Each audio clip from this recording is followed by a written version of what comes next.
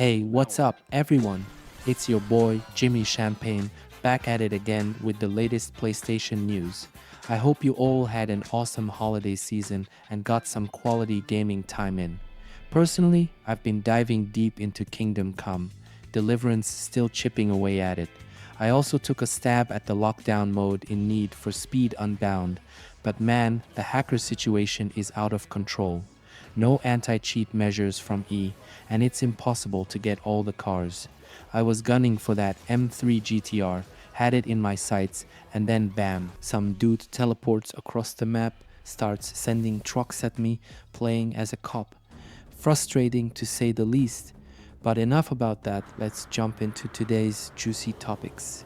First up, we've got some tantalizing rumors about an upcoming State of Play event.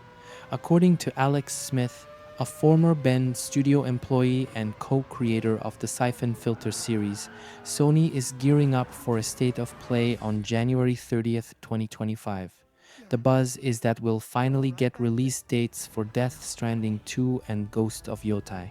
Now, if you remember, we wrapped up last year with some solid announcements from Sony. It seemed like 2024 was going to be a bit dry for first-party titles, but then we got surprises like Astrobot and other gems, even from third-party developers. But let's be real, we're all craving those first-party blockbusters.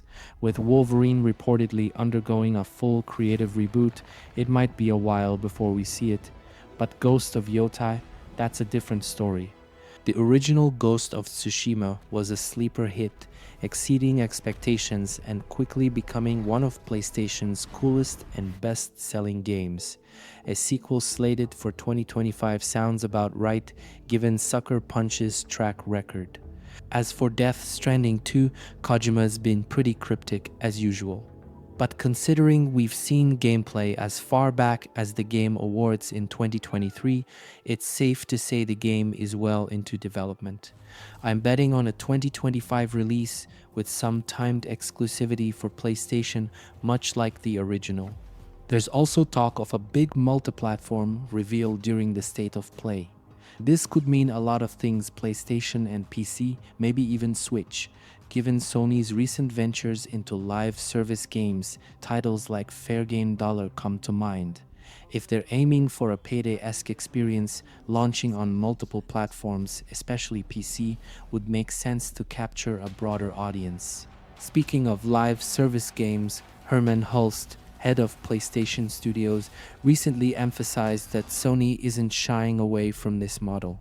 In an interview with Famitsu, Hulst mentioned that while the gaming industry is ever evolving, the demand for great entertainment remains constant.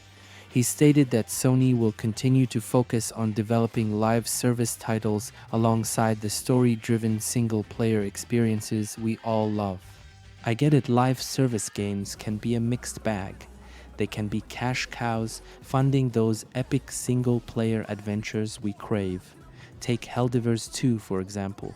Its success has provided valuable insights for Sony as they venture further into the live service realm. As someone who's grown weary of the live service grind, looking at you, Destiny 2, I'm cautiously optimistic. If these ventures mean more resources for single-player masterpieces, I'm all for it. But let's hope Sony strikes the right balance and doesn't lose sight of what made us fans in the first place. Now, here's some news that'll get the nostalgia flowing.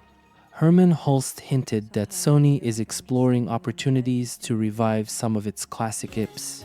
In the same Famitsu interview, he referred to these older franchises as important assets and mentioned that the company is continually looking at ways to leverage them. This is music to my ears. There are so many gems from the PS2 and PS3 eras that deserve a comeback. Here are a few I'd love to see. Killzone, with its rich lore and intense gameplay, a modern reboot could really hit the mark.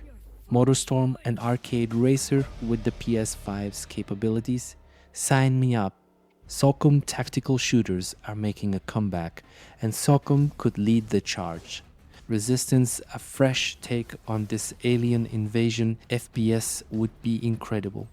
Reviving these franchises could not only cater to longtime fans, but also introduce a new generation to some of PlayStation's best.